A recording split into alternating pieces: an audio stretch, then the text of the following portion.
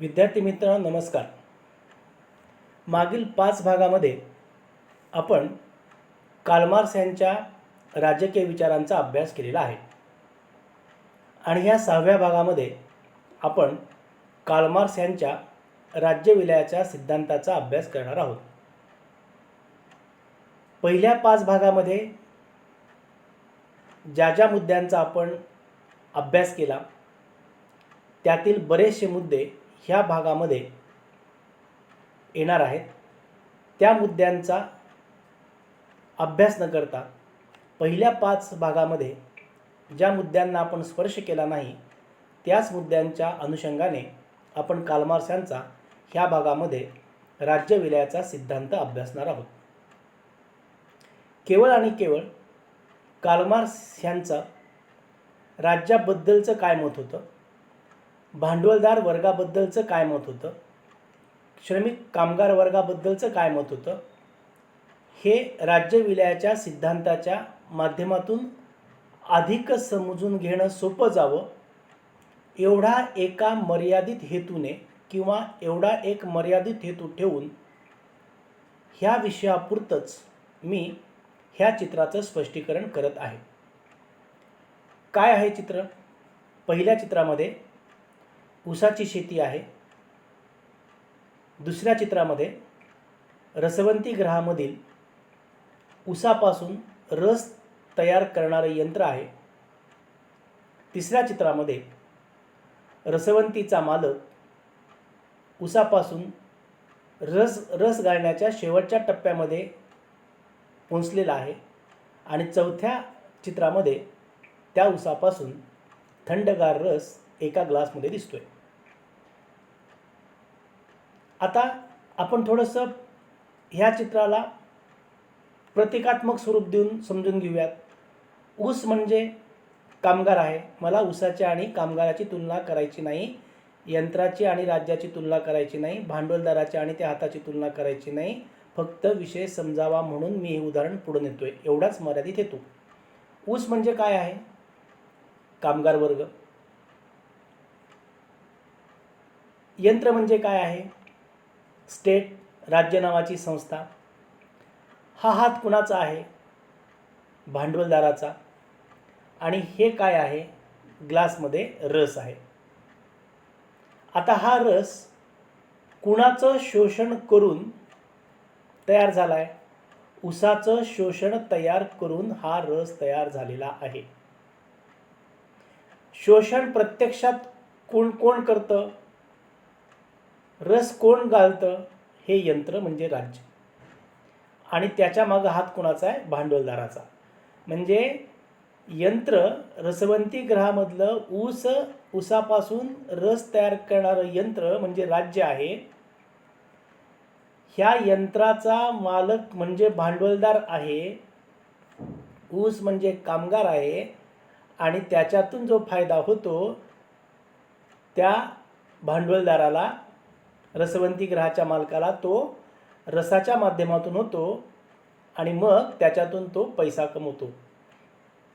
हे उदरनिर्वाहासाठीचं उदाहरण अत्यंत योग्य आहे, त्याच्याबद्दल मला बोलायचं नाही. रस पिताना हेच उदाहरण तुम्ही सारखं मी सांगितलेल्या भूमिकेतून तपासून बघू नका, फक्त विषय समजावा म्हणून वारंवार मी ते सांगतोय. मग आता काय होतं की ज्या पद्धतीनं यंत्राच्या माध्यमातून ऊसाच्या शोषणाची प्रक्रिया भांडवलदार करतात आणि ह्या शोषणातून ऊसाचं अस्तित्व धोक्यामध्ये येतं. जरी हे समाजामधले कामगार बहुसंख्य असले तरी, कारण समाजामध्ये बहुसंख्य कामगार असतात आणि अल्पसंख्याक, कार्ल मार्क्स काय म्हणतात, अल्पसंख्याक परजीवी भांडवलदार असतात.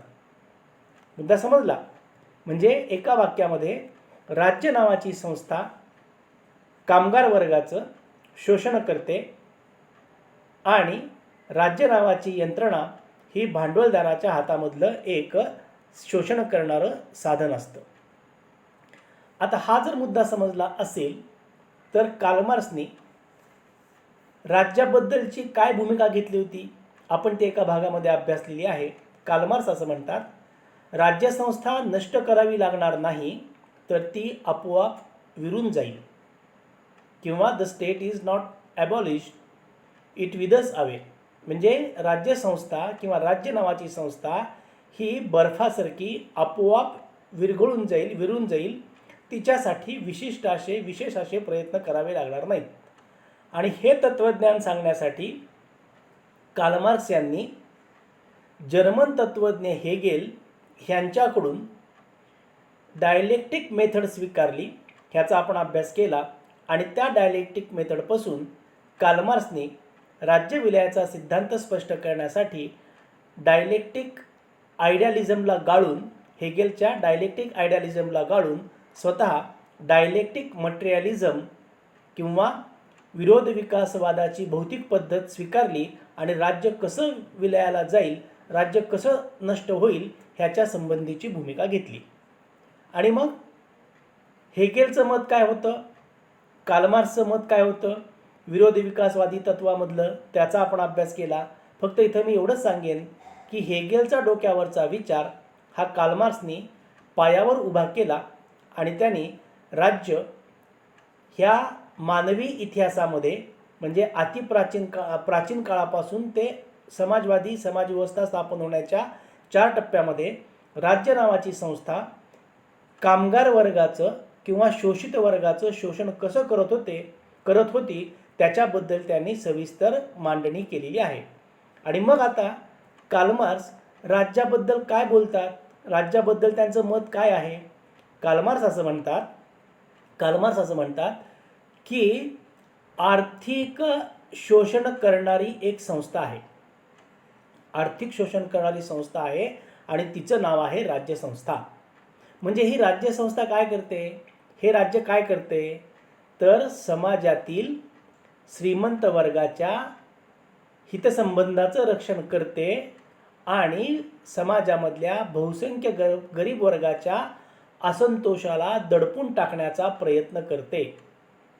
कार्ल मार्क्स असं म्हणतात, आर्थिक शोषण व पिळवणूक करणाऱ्या अल्पसंख्याक श्रीमंत वर्गाच्या हितसंबंधांचे हितरक्षण करणारी व बहुसंख्य गरीब वर्गाचा असंतोष दडपून टाकण्यासाठी सत्तेचा वापर करणारी संस्था म्हणजे राज्यसंस्था होय. पुढे कार्ल मार्क्स असं म्हणतात, राज्यसंस्था म्हणजे परजीवी अल्पसंख्याक भांडवलदार वर्गाचे समाजातील श्रेष्ठ स्थान टिकवण्याचे कार्य करणारी मानवाने निर्माण केलेली एक नैसर्गिक संस्था म्हणजे राज्यसंस्था आहे. म्हणजे काय म्हणतात कार्ल मार्क्स, राज्यसंस्था कायद्याच्या माध्यमातून समाजातील सत्तास्थानी असलेल्या परजीवी अल्पसंख्याक भांडवलदार वर्गाचे समाजातील श्रेष्ठ स्थान टिकविण्याचे कार्य करणारी नैसर्गिक नव्हे तर मानव निर्मित संस्था आहे. आणि पुढे ही संस्था काय काम करते तर पुढे ही संस्था एकच काम करते की समाजामध्ये कामगार किंवा सर्वहारा वर्ग आणि भांडवलदार ह्यांच्यामध्ये जे संघर्ष असतात, जे कलह असतात ते टोकापर्यंत जाऊ नयेत आणि ते संघर्ष त्या राजकीय व्यवस्थेच्या सीमांमध्येच मर्यादित राहावेत. ह्या उद्देशाने भांडवलदारांनी राज्य नावाची संस्था निर्माण केलेली आहे. म्हणजे सोप्या भाषेमध्ये घरातली भांडणं घरातच राहतात, घरातच राहावीत ही भूमिका जशी आपल्या पालकांची असते तशीच राज्यसंस्था काय करते, कामगार आणि भांडवलदार ह्यांच्यामधला संघर्ष केवळ आणि केवळ त्या समाजापुरता, त्या देशापुरता, त्या राष्ट्रापुरताच मर्यादित राहावा ह्या भूमिकेतून तो संघर्ष व्यवस्थेच्या सीमेमध्येच मर्यादित राहावा म्हणून काम करते. आणि लोकशाहीबद्दल तर कार्ल मार्क्स फारच कडक भूमिका घेतात. लोकशाहीमध्ये जे राज्य असतं त्याबद्दल कार्ल मार्क्स असं म्हणतात, लोकशाही राज्य म्हणजे केवळ ढोंगीपणा व दडपशाही ह्यांचं मिश्रण आहे. लोकशाहीच्या नावाखाली भांडवलदार वर्ग व सत्ताधारी धनिक वर्ग बहुसंख्य कामगार वर्गाची पिळवणूक करीत असतो. म्हणजे लोकशाहीमध्ये राज्य नावाची संस्था ढोंगीपणा आणि दडपशाही यांच्या मिश्रणातून समाजातील भांडवलदार वर्ग व सत्ताधारी धनिक वर्ग ह्यांच्या माध्यमातून ह्यांच्या हितासाठी बहुसंख्य कामगार वर्गाची पिळवणूक करण्याची भूमिका घेते. थोडक्यात काय तर राज्यसंस्था ही नैसर्गिक संस्था नसून सर्व हारांचे शोषण करणारी व समाजातील प्रबळ वर्गाचे हितसंबंध जोपासणारी एक वर्गीय संस्था आहे. आणि ती वर्गीय संस्था कुणाच्या बाजूने काम करते, कुणाच्या बाजूने झुकलेली आहे, तर ती राज्य नावाची वर्गीय संस्था ही भांडवलदार वर्गाच्या बाजूनं झुकलेली आहे. आणि मग हे जे राज्य आहे ते राज्य कसं विलयाला जाईल ह्याच्याबद्दल कार्ल मार्क्सनी प्राचीन, मध्ययुगीन आणि आधुनिक काळातल्या 3 कालखंडामधील राज्याची भूमिका काय होती ते सांगितलंय. आणि भांडवली अर्थव्यवस्थेमध्येच भांडवलशाहीची व्यवस्था नष्ट होण्याचं बीज आहे त्याच्याबद्दलची मांडणी राज्य विलयाच्या सिद्धांतामध्ये कार्ल मार्क्स करतात. आणि कार्ल मार्क्स असं म्हणतात, प्राचीन काळामध्ये गुलामांच्या मालक वर्गाने राज्य नावाच्या संस्थेकरवी गुलामांचं शोषण केलं. मध्ययुगीन काळामध्ये सरंजामदार वर्गाने राज्य नावाच्या संस्थेच्या माध्यमातून भूदासांचं शोषण केलं. तर आधुनिक काळात भांडवलदार वर्गाने राज्याच्या करवी कामगार वर्गाचं शोषण केलं. म्हणजे प्राचीन काळ, मध्ययुगीन काळ आणि आधुनिक काळ ह्या 3ही टप्प्यामध्ये राज्यसंस्थेच्या न्यायाचा काटा हा सतत समाजातील परजीवी अल्पसंख्याक भांडवलदारांच्याच बाजूने झुकलेला होता किंवा असतो असं कार्ल मार्क्स म्हणतात. म्हणजे तराजूमधला काटा कुणाकडे झुकलेला असतो? कोणता तराजू आहे? हा राज्याचा तराजू आहे. तो कुणाकडे झुकलेला आहे? तो नियमित झुकतं कुणाला देतो? तो नियमित झुकतं समाजामधल्या परजीवी अल्पसंख्याक भांडवलदार वर्गाला देतो. मग हे राज्य कसं विलयास जाईल? तर कार्ल मार्क्स असं म्हणतात, विरोध विकासाच्या तत्वानुसार भांडवलशाही व्यवस्था व राज्यसंस्था फार काळ टिकणार नाही. आधी मी वाचून दाखवतो आणि त्याचं नंतर आपण स्पष्टीकरण करू. विरोध विकासाच्या तत्वानुसार भांडवलशाही व्यवस्था व राज्यसंस्था फार काळ टिकणार नाही. भांडवली समाजव्यवस्थेत भांडवलदार अतिरिक्त मूल्यांच्या माध्यमातून समाजातील संपत्तीचे अधिकाधिक केंद्रीकरण करतील, तर दुसऱ्या बाजूने बहुसंख्य कामगार वर्ग अधिकाधिक दारिद्र्यात लोटला जाईल. एका विशिष्ट टप्प्यावर बेकार व दुःखी कामगार वर्ग संघर्षातून क्रांती करून भांडवलशाही अर्थव्यवस्था नष्ट करेल. आणि ही क्रांती मध्यम वर्ग करू शकणार नाही अशी ठाम भूमिका कार्ल मार्क्स यांची होती. आणि क्रांतीनंतर उदयास येणारा समाजवादी समाजरचनेत वर्ग नावाची किंवा राज्य नावाची संस्था अस्तित्वात असणार नाही अशी राज्य विलयाची भूमिका कार्ल मार्क्स घेतात. म्हणजे सोप्या भाषेमध्ये कार्ल मार्क्स असं म्हणतात, भांडवली अर्थव्यवस्थेमध्ये अल्पसंख्याक परजीवी भांडवलदार अतिरिक्त मूल्यांच्या माध्यमातून सरप्लस व्हॅल्यूमधून कामगार वर्गाचं शोषण करतील. समाजामधली सगळी संपत्ती मुठभर भांडवलदारांच्या हातामध्ये असेल. एका पातळीवर उत्पादनाची साधनं मुठभर भांडवलदाराच्या हातांमध्ये, दुसऱ्या पातळीवर उत्पादनाची साधनांबरोबर उत्पादन सुद्धा भांडवलदारांच्या हातामध्ये.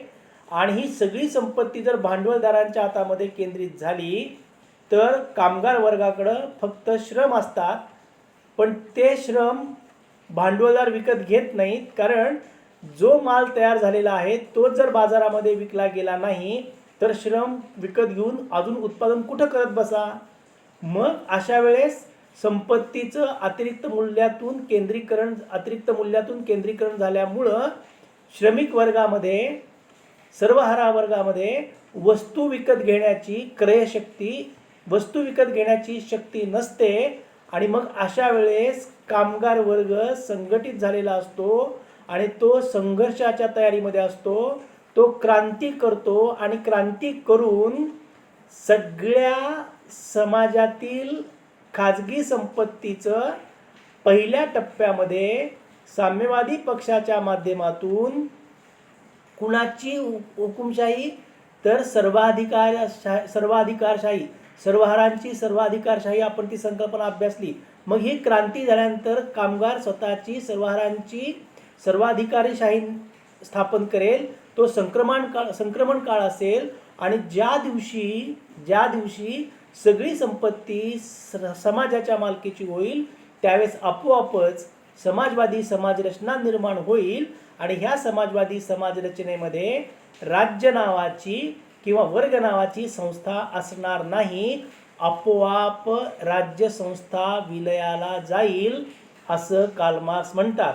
सारांशाने भांडवलशाहीच्या विकासातच तिच्या विनाशाची बीजे पेरलेली असतात.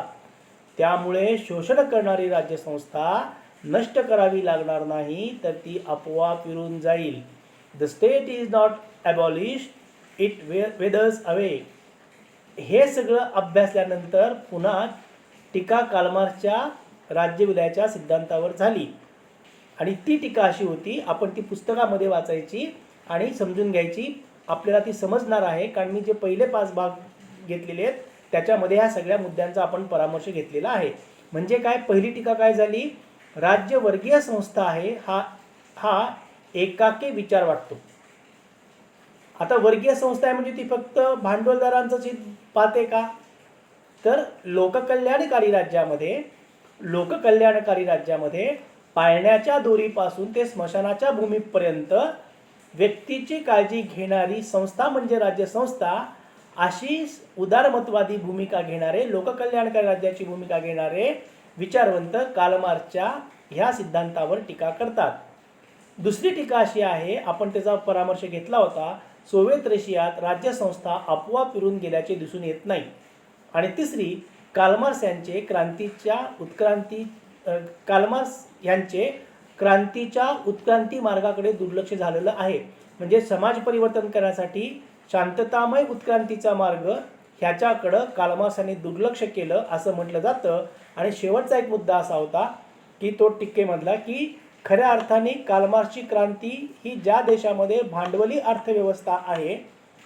अर्थव्यवस्था विकसित झालेली आहे अशा देशामध्ये होणं अपेक्षित होतं, पण ती क्रांती शेतीप्रधान कृषीप्रधान अर्थव्यवस्था असलेल्या सोव्हिएत रशियामध्ये झाली आणि चीनमध्ये झाली. अशी एक मर्यादा कार्ल मार्क्स यांच्या राजकीय विचाराला आहे, अशी ही टीका कार्ल मार्क्सवर केली जाते. अशा पद्धतीनं आपण 6 भागामध्ये MA पार्ट फर्स्टसाठी संपूर्णपणे कार्ल मार्क्सच्या राजकीय विचारांचा अभ्यास केलेला आहे.